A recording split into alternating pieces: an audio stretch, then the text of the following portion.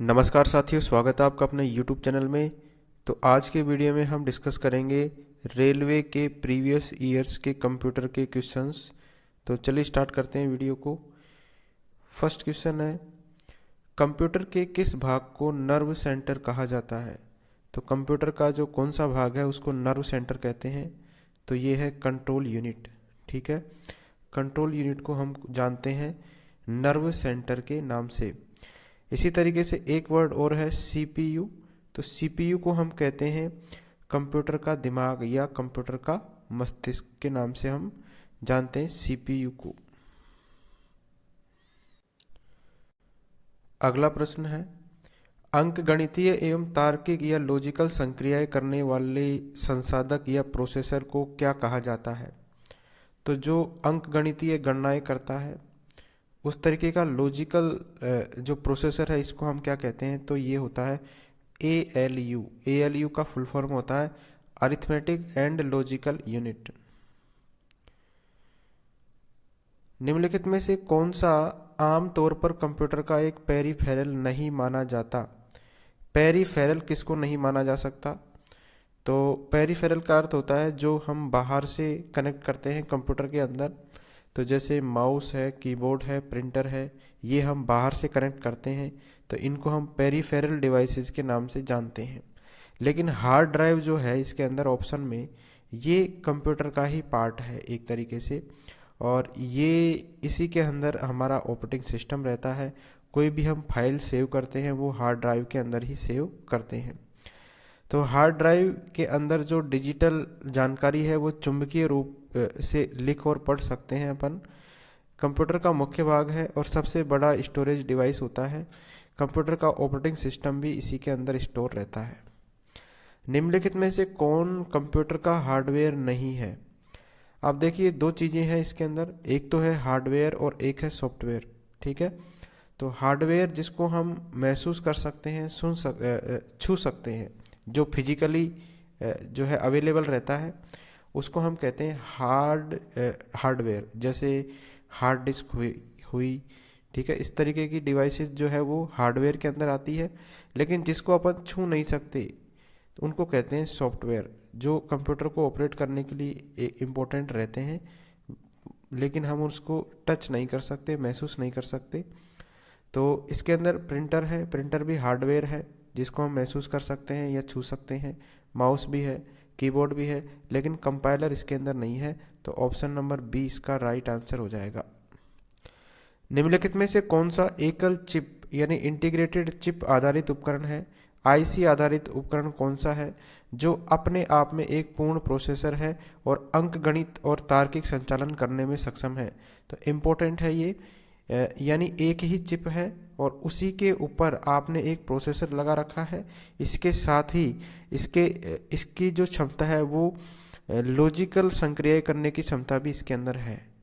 अर्थात एक ही चिप पे आपका सीपीयू है और आपका एएलयू है, तो इसको हम बोलते हैं माइक्रो प्रोसेसर, याद रखिए। नेक्स्ट है, डेस्कटॉप कंप्यूटर, लैपटॉप और टैबलेट और स्मार्टफोन निम्न में से किसके भाग है? तो माइक्रो कंप्यूटर जो है उसको हम डेस्कटॉप कंप्यूटर के रूप में डिवाइड करते हैं, लैपटॉप, टैबलेट और स्मार्टफोन के रूप में डिवाइड करते हैं। तो माइक्रो कंप्यूटर के ही ये विभिन्न प्रकार है। प्रोसेसर की गति को किस में मापा जाता है? तो जो प्रोसेसर होता है उसको क्लॉक स्पीड के रूप में मापा जाता है। या माइक्रो प्रोसेसर की जो स्पीड होती है उसको हम किससे मापते हैं? घड़ी की गति के हिसाब से। और घड़ी की गति जो है आपको ध्यान होगा मेगा हर्ट्ज में रहती है या गीगा हर्ट्ज के रूप में मापी जाती है। एक एकीकृत परिपथ सामान्यतः जाना जाता है। आईसी जो है, आईसी को अपन चिप के रूप में जानते हैं। आपको ध्यान होगा कि थर्ड जनरेशन के अंदर आई थी चिप, सेकंड जनरेशन में ट्रांजिस्टर आए थे। तो आईसी चिप जो है इसको माइक्रोचिप भी हम कहते हैं। सिलिकॉन धातु की बनी होती है और 10 से लेके 20 इस पर ट्रांजिस्टर लगे होते हैं और ये तीसरी पीढ़ी के कंप्यूटर में इसका प्रयोग किया गया था। निम्नलिखित में से कौन सा सेंट्रल प्रोसेसिंग यूनिट का एक घटक है? सीपीयू। सीपीयू के घटक की बात करें तो इसके अंदर मेमोरी है। ठीक है, सीपीयू के अंदर क्या रहता है? मेमोरी होता है और एएलयू होता है। तो एएलयू प्लस मेमोरी ये किसके भाग है? ये भाग है सीपीयू के।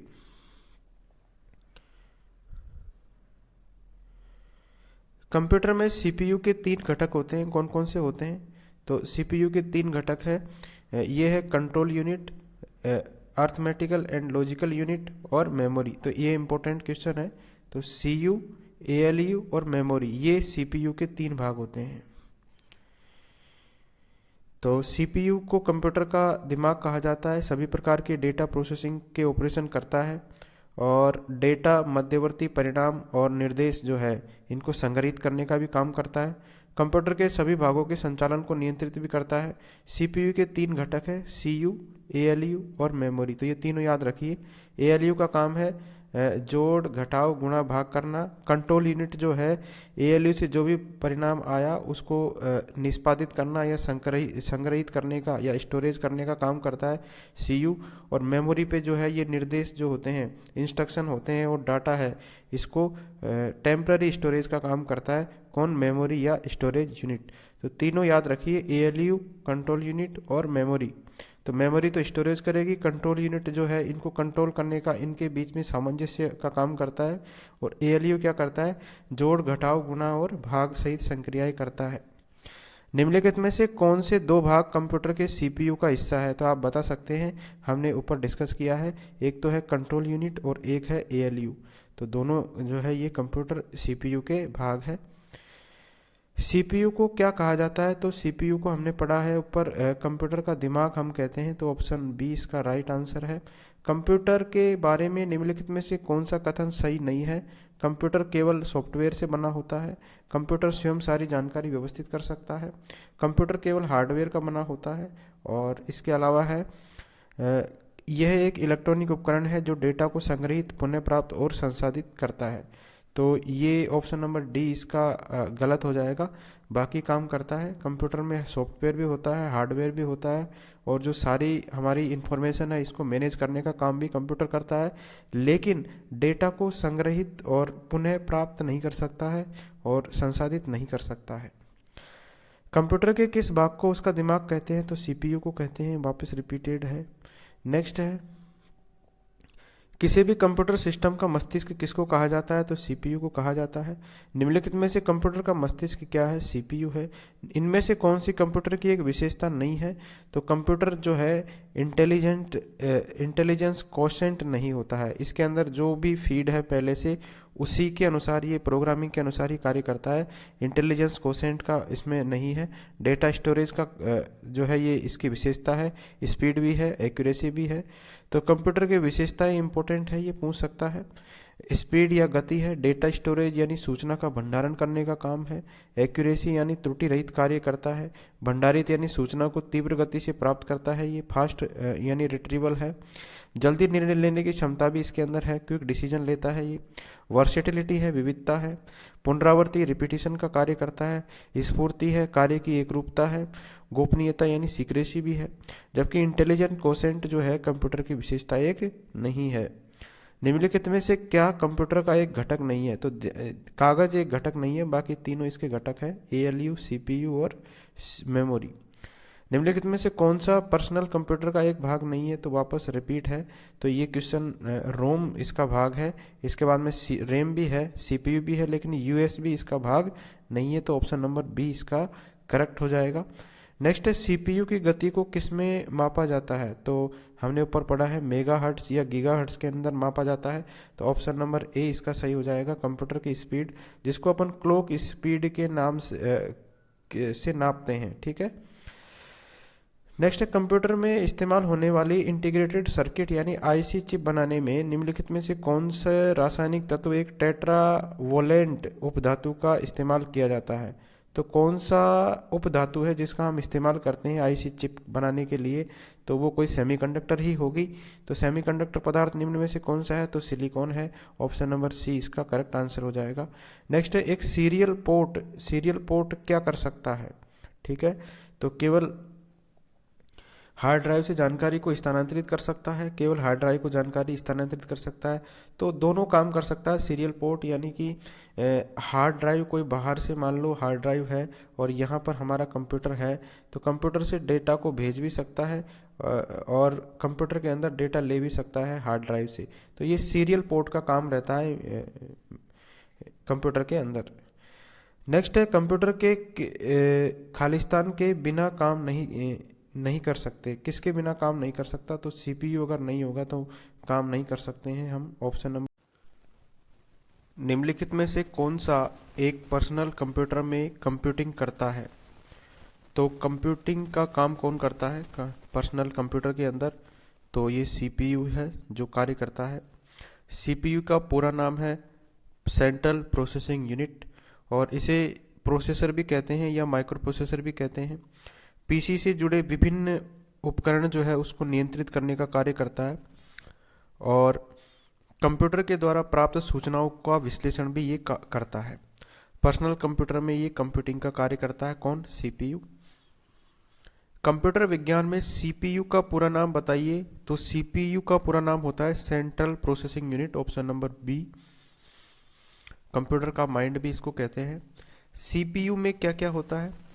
तो सीपीयू में हमने बताया था कंट्रोल यूनिट होती है, अर्थमेटिकल एंड लॉजिकल यूनिट होती है, और इसके साथ ही इसके अंदर मेमोरी रहती है। मेमोरी मतलब प्राइमरी मेमोरी इसके अंदर रहती है। तो ऑप्शन नंबर सी हो जाएगा, control unit, arithmetical and logical unit और प्राथमिक स्टोरेज।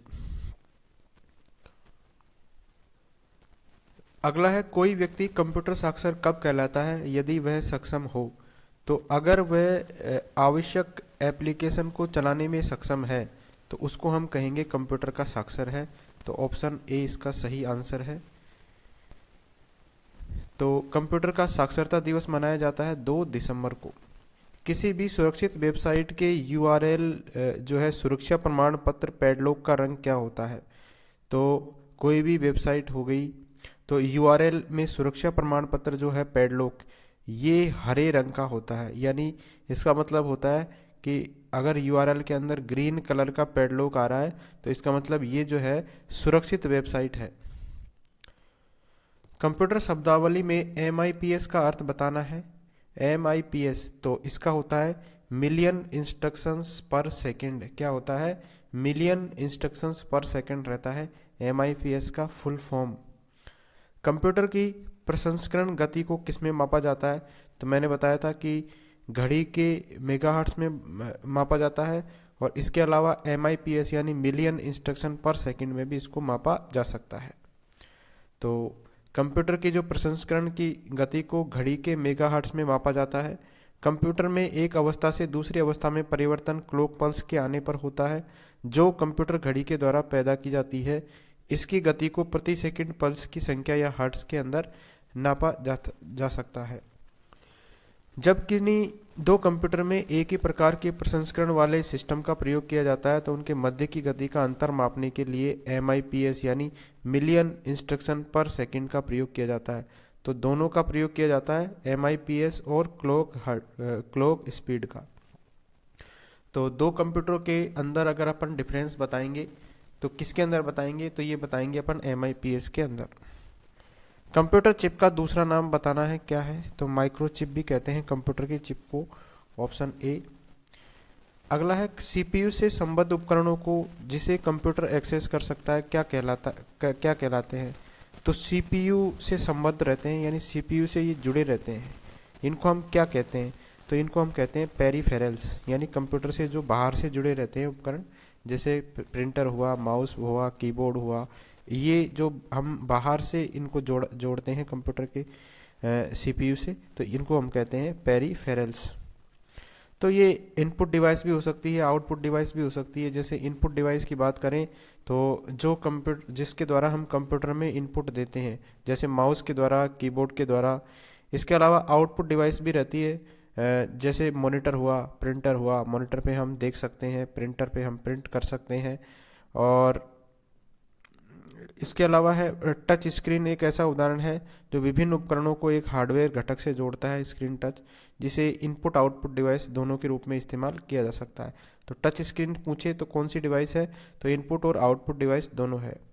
पेरिफेरल डिवाइस क्या है, तो सीधे कंप्यूटर से जुड़ते हैं लेकिन कंप्यूटर के प्राथमिक कार्य में योगदान नहीं करते हैं, डेटा का संग्रहित करने और उसका विश्लेषण करने में मदद करते हैं। तो ये ऑप्शन नंबर डी इसका आंसर हो जाएगा कि सीधे कंप्यूटर से नहीं जुड़ते हैं लेकिन कंप्यूटर के जो प्राथमिक कार्य है वो नहीं करते हैं। कीबोर्ड हुआ, स्कैनर हुआ, ये जो है ये पेरिफेरल डिवाइसेस है। निम्नलिखित में से कौन सा एक पेरिफेरल डिवाइस है, तो प्रिंटर है, मदरबोर्ड है, मॉनिटर है या कीबोर्ड है। तो नहीं है पूछ रहा है, कौन सा नहीं है, तो इसके अंदर प्रिंटर पेरिफेरल डिवाइस है। इसके अलावा मॉनिटर भी है, कीबोर्ड भी है, लेकिन ये जो मदरबोर्ड है ये पेरिफेरल डिवाइस नहीं है, ये कंप्यूटर का ही पार्ट रहता है। निम्नलिखित में से कौन सा दिए गए समूह से संबंधित नहीं है, हार्ड डिस्क है, सीपीयू है, बेमिन बड्डी है और मदरबोर्ड है। तो इसके अंदर हार्ड डिस्क जो है, सीपीयू और मदरबोर्ड, ये तीनों हार्डवेयर से संबंधित है। ठीक है, हार्ड डिस्क में कंप्यूटर जो है के प्रोग्रामों को स्टोर किया जाता है हार्ड डिस्क के अंदर। सीपीयू क्या करता है, कंप्यूटर का दिमाग कहा जाता है। मदरबोर्ड सर्किट बोर्ड होता है जिसमें सीपीयू रैम संचालित होती है, लेकिन बड्डी कंप्यूटर जो है हार्डवेयर के भाग से संबंधित नहीं है, इसलिए दिए गए समूह से संबंधित कौन सा नहीं है इसके अंदर, तो बेमिन बड्डी इसके अंदर संबंधित नहीं है। ये तीनों कंप्यूटर के पार्ट है लेकिन ये जो है इसका पार्ट नहीं है। ठीक है, इसका आंसर हो जाएगा ऑप्शन नंबर बी। किसी कंप्यूटर का ऑपरेटिंग सिस्टम प्रयोक्ता और निम्नलिखित में से किसके बीच सॉफ्टवेयर इंटरफेस के रूप में कार्य करता है। तो कंप्यूटर का ऑपरेटिंग सिस्टम है वो किन किन के बीच में कार्य करता है, सॉफ्टवेयर इंटरफेस के रूप में। तो ये है ऑप्शन ए हो जाएगा इसका सही उत्तर। हार्डवेयर जो है ये दोनों के बीच में इंटरफेस के रूप में कार्य करता है। तो कंप्यूटर का ऑपरेटिंग सिस्टम प्रयोक्ता और हार्डवेयर के बीच में सॉफ्टवेयर इंटरफेस के रूप में कार्य करता है। कंप्यूटर मशीनों और कलपुर्जों को हार्डवेयर कहते हैं, कंप्यूटर के जो भी पार्ट हैं उनको। कंप्यूटर की भौतिक संरचना को हार्डवेयर के रूप में परिभाषित किया जाता है। सभी चीज़ें जिसको हम देख सकते हैं, छू सकते हैं, हार्डवेयर के अंतर्गत आते हैं, जैसे सिस्टम यूनिट हुआ, मॉनिटर हुआ, इनपुट डिवाइस हुई, इसके अलावा आउटपुट डिवाइस हुई। नेक्स्ट है कौन सा बैकअप के बारे में सच नहीं है, बैकअप के बारे में जो तथ्य सही नहीं है वो कौन सा है, तो पीसी को नियमित रूप से बैकअप की आवश्यकता नहीं है, तो ये गलत है इसका आंसर। पीसी को क्या है, नियमित रूप से हमको बैकअप जो है लेना पड़ता है। आंकड़ा संगणक की गति को सामान्यतः किस इकाई में मापा जाता है, तो आंकड़ा जो संगणक जो है इसकी गति को हम नापते हैं बिट्स पर सेकंड के अंदर। तो आंकड़ा संगणक की गति सामान्यतः बीपीएस के रूप में मापी जाती है। 1 किलो बिट प्रति सेकंड में 1000 बीपीएस होते हैं और 1 मेगा बिट में कितने होते हैं, 1000 जो है किलो बिट होते हैं।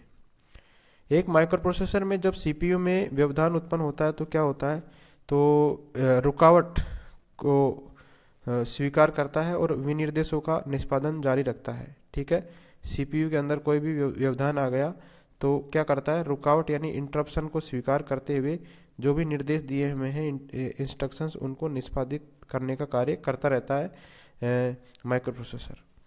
तो माइक्रोप्रोसेसर जो है एक ऐसा डिजिटल इलेक्ट्रॉनिक युक्ति है जिसमें लाखों ट्रांजिस्टर जो है एकीकृत परिपथ के रूप में प्रयोग करके तैयार किया जाता है। इसमें सीपीयू सेंट्रल प्रोसेसिंग यूनिट की तरह इसे काम लिया जाता है। सीपीयू के अंदर व्यवधान होने पर विनिर्देशों का निष्पादन जारी रखता है। इनमें से कौन सा कंप्यूटर का एक रजिस्टर नहीं है, तो इम्पोर्टेंट है ये, बफर एक रजिस्टर नहीं है, बाकी सारे रजिस्टर है। इसके अंदर संचयक भी है, स्टैक पॉइंटर है, प्रोग्राम काउंटर है, ये सारे रजिस्टर है, लेकिन बफर एक रजिस्टर नहीं है।